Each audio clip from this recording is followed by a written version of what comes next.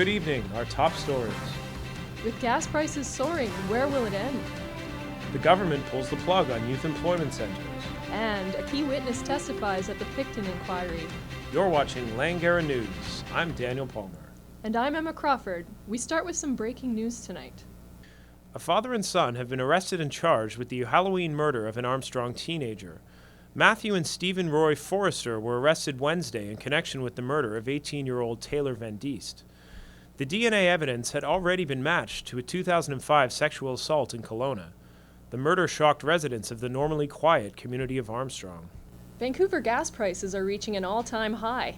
But despite growing consumer frustration, short-term gas usage is not likely to go down. Ashley Vien reporting. With gas prices jumping to near record highs this week, people are finding ways to avoid the pumps. My wife let me use her car today so I could fill it up.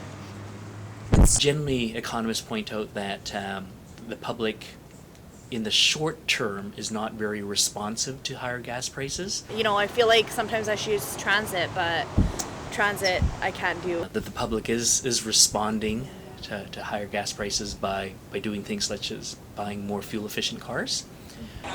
I feel like I want to downsize onto a car, so, you know. What are you looking at?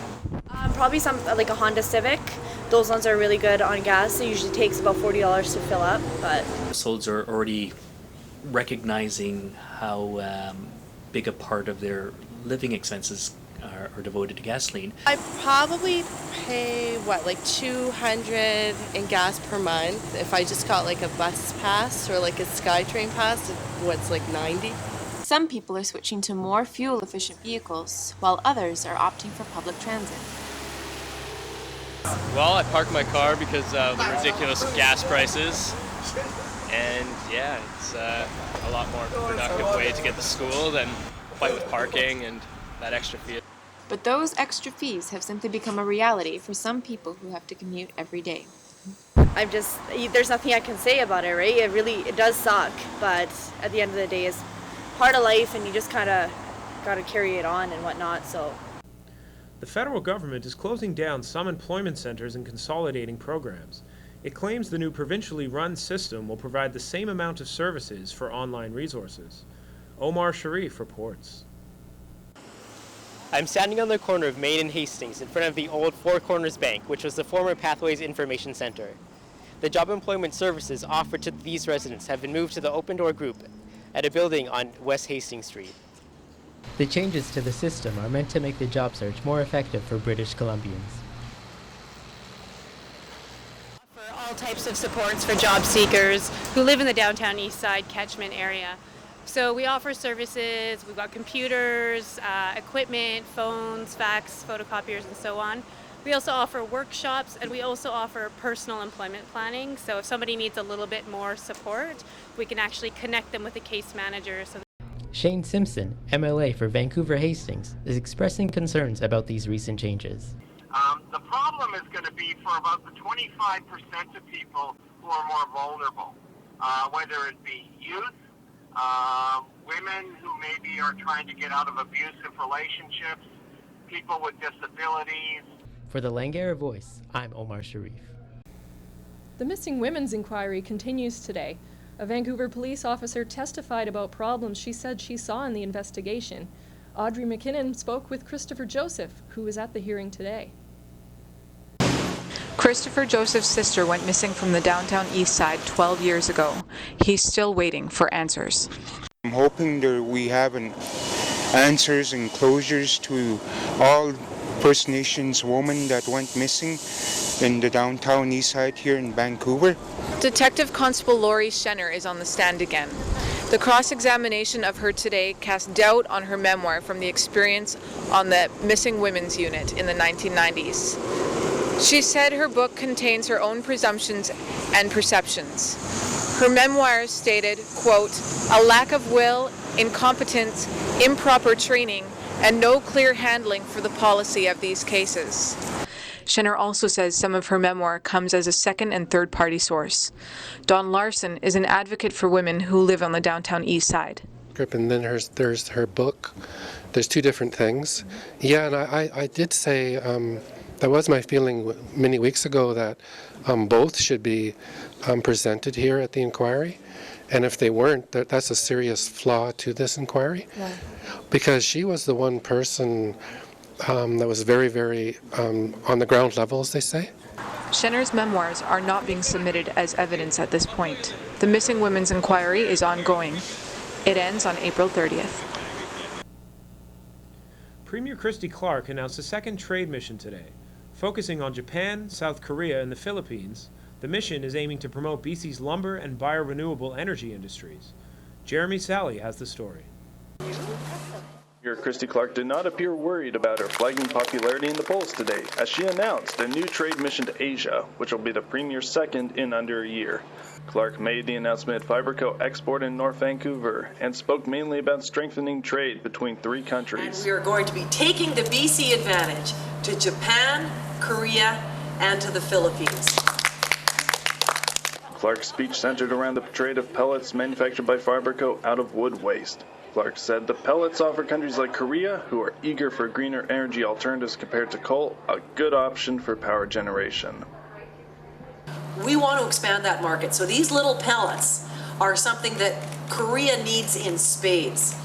And Korea has set a goal for renewables, and they want it. That's wind, and it's bioenergy and other renewables. Well, it should be this. It should be these pellets that are made and produced in British Columbia from BC wood by BC workers. That's what they should be relying on.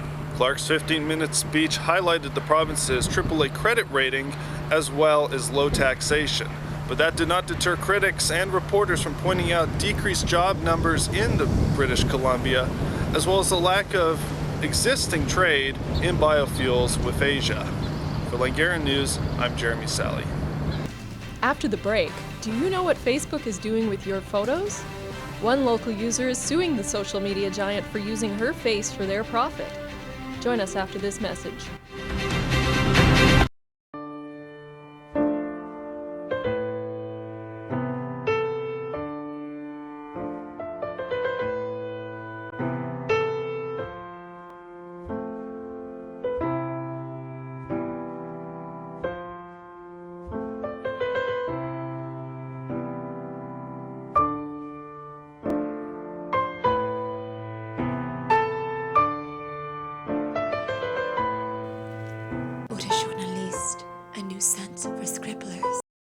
Welcome back. A local woman is hoping to throw the law book at Facebook. The social media giant is in hot water after alleged breaches of privacy surfaced in regards to unsanctioned uses of users' private photos and advertisements. Quinn Melcob has more on the story. Langara's media and copyright librarian Nina Mitre is concerned about the new class action lawsuit being filed by a BC woman against Facebook for using her photo in a sponsored story. Some other case, as in this instance in advertising for a third party product, then there may be a case to be made for copyright infringement as well. But that will hinge very much on what is in the terms of service. Photography student Nate Kanye hopes that Facebook would recognize the value of privacy and says that if he were in the woman's place, he would want a heads up. I think I'd like them to probably request my permission first, but I mean, if I post it on Facebook, I understand that it's Facebook kind of takes ownership of that, and it's onto their servers, so I feel like I would probably allow them to if they asked permission, but if they didn't, maybe it would be a little bit out of line. Mitre said she sees potential in the lawsuit and believes she has a shot against the social networking giant. And she's not alone. I mean, I think a lot of people are going to be coming out of the woodwork saying, look, I've had something like this happen to me. What is my recourse? What can I do? To have something like a class action suit decided, I think, will provide guidelines for people. Will provide guidelines for companies such as Facebook as well, as for those of us who use their services. So I hope she at least is heard and makes a reasonable case. Quinn Melcob, Langara News, Vancouver. The Vancouver International Auto Show is hosting an exhibition displaying the newest models of green cars. Although growing in popularity, Eco-friendly cars are still not quite ready to rev into the mainstream. Carly Smith was on scene to discuss the positives and the negatives. Hear that? It's the sound of the wind. And it's about all you'll hear while driving one of the new electric cars on display at the BC Auto Show. It's the sound of the future, but is it ready now? This is the new iMe from Mitsubishi, and it's 100% electrical vehicle. And Mitsubishi has been working on this technology since the 1970s. Mitsubishi is one of several automakers unveiling fully electric cars.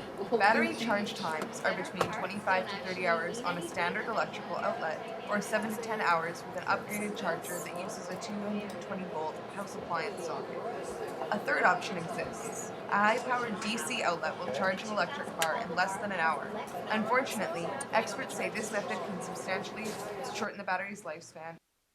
The government recently announced big tax breaks for green car buyers. So if you purchase a new vehicle from a new car dealership in British Columbia, clean energy vehicles are eligible for up to $5,000.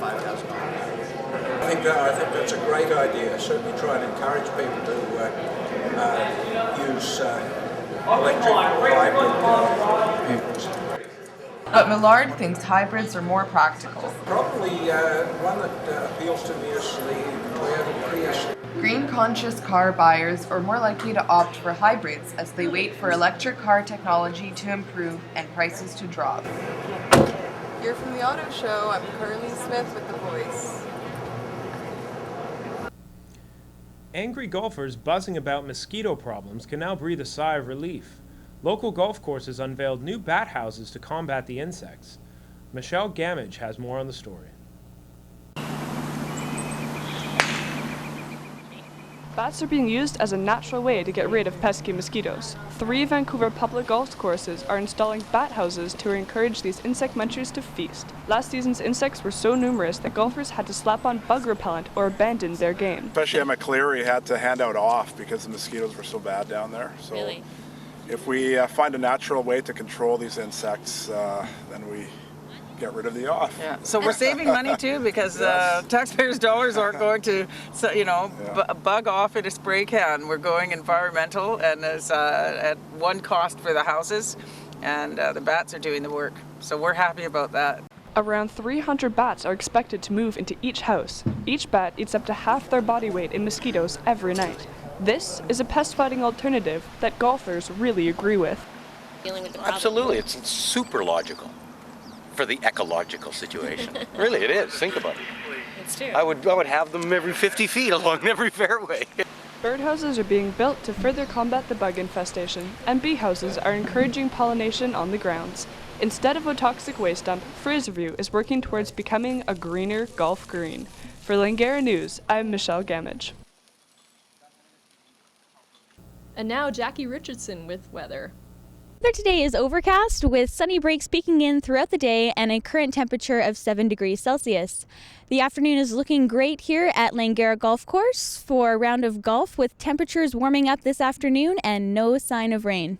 Looking towards the weekend, the weather is going to get warmer just in time for the Cherry Blossom Festival kicking off today. We'll have more about the Cherry Blossom Festival later in the program with a look at the long-term forecast. When we return, spring has sprung, and a high-powered CEO tees off against an old boys club after the break.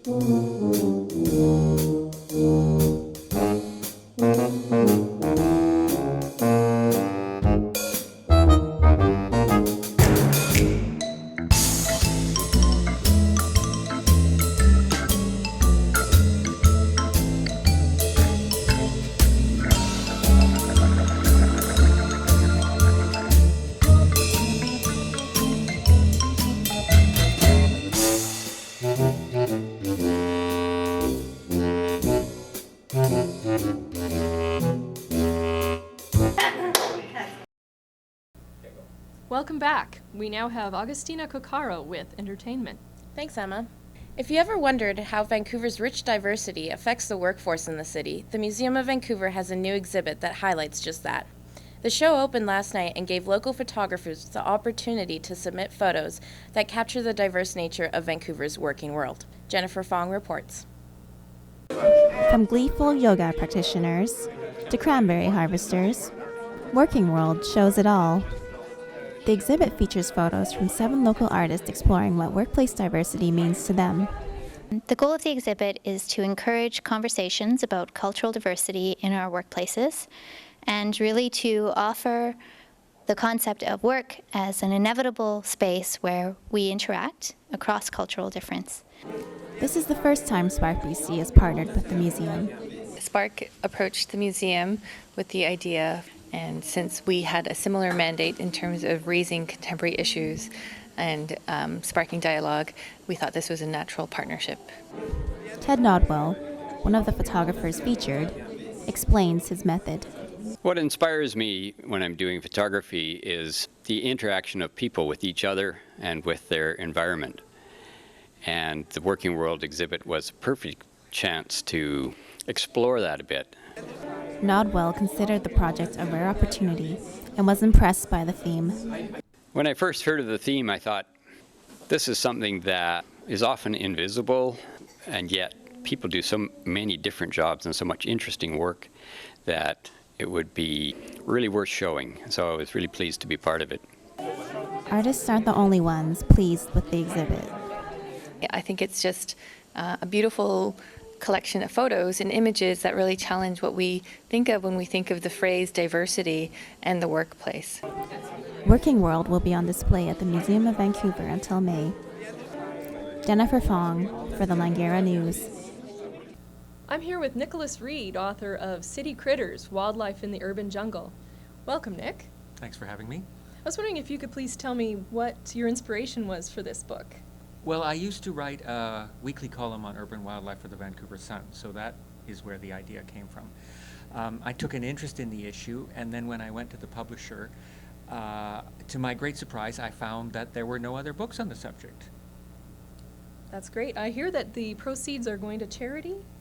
That's right. I decided that any royalties I make will go to animal charities because I have a good job, I have enough money, and when it comes to charity, it's a bottomless pit, so I thought I would help fill it. That's great. Thank you very much. And here's Alexander Grant with the sports. We have a bit of a mixed bag today in sports. From game day Canucks anticipation to the Canadian men's curling team's disappointing loss to New Zealand. But first, we take to the golf course. Controversy has surrounded the men's-only Augusta National, which hosts the Masters tournament. Traditionally, they have given one of the prestigious green jackets to the heads of the tournament's 3 main sponsors, including IBM. This year, Virginia Romedy, the new CEO of IBM, is being denied the jacket because of the club's strict men's-only club policy. Clay Patterson is here with the story. If the scene here at Langara Golf Course is any indication, golf is still an old boys' club. But some women, like Langara Women's Studies instructor Manisha Singh, are eager to see gender equality brought to the course. Men-only spaces have a sort of different tradition. They come out of a system of domination and patriarchy. And so I think it's really important for equity to allow women in. Augusta National Club has remained silent regarding the controversy surrounding Romedy's decision. For the Langara Voice, I'm Clay Patterson. In hockey-related news, as the Canucks continue their journey to the Stanley Cup playoffs, fans are picking side when it comes to which goalie should carry the weight of the team on their shoulders. So we asked Langara students, Luongo or Schneider? I'd start Luongo, no doubt about it. I think fans here give him a bit of a really hard ride, and they're not realizing what else is going on in the play. Some are Schneider fans too.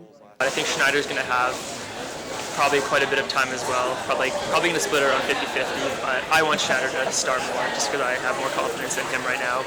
Now to curling news. Canada suffered their first loss at the World Men's Tournament in Switzerland Thursday. The team lost to New Zealand in a disappointing 9-7 loss. The team will take to the ice again Saturday when they will compete against Scotland. For the Langara Voice, I'm Alexandra Grant. Today was the first day of the annual Cherry Blossoms Festival. This festival celebrates the coming of spring and commemorates Japan's gift of 37,000 cherry trees to Vancouver. Kara McKenna reports. At this time every year, Vancouver turns pink with blooming cherry blossom trees. This is the 6th year of the Vancouver Cherry Blossom Festival, a festival inspired by age-old sakura festivals in Japan. That time of year when the city catches its collective breath and celebrates the calmest and quietest of festivals. But the festival wasn't very quiet as people danced in celebration.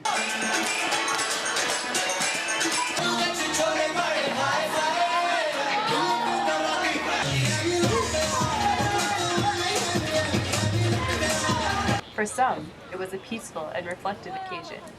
Sometimes a cherry blossom reminds me about life. It doesn't last forever, but when it blooms, we should appreciate it and celebrate it. Traditional Japanese culture was abundantly present throughout the day.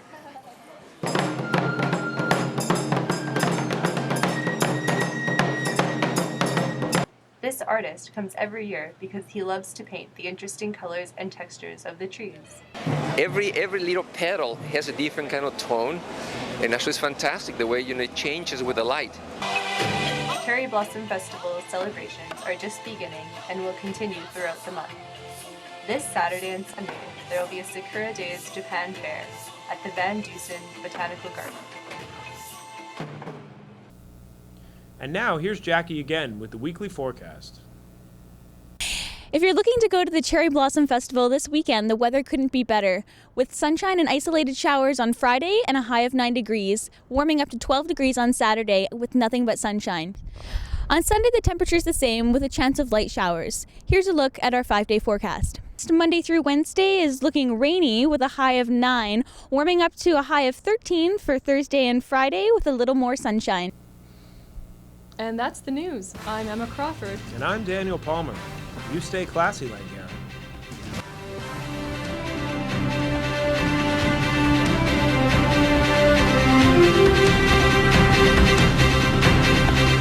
Okay, I'll do this when he says Langara. I need a drink. Okay. Scotch. I love Scott. Okay.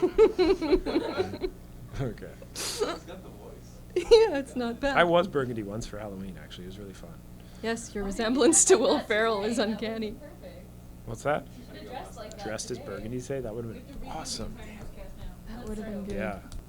Boom.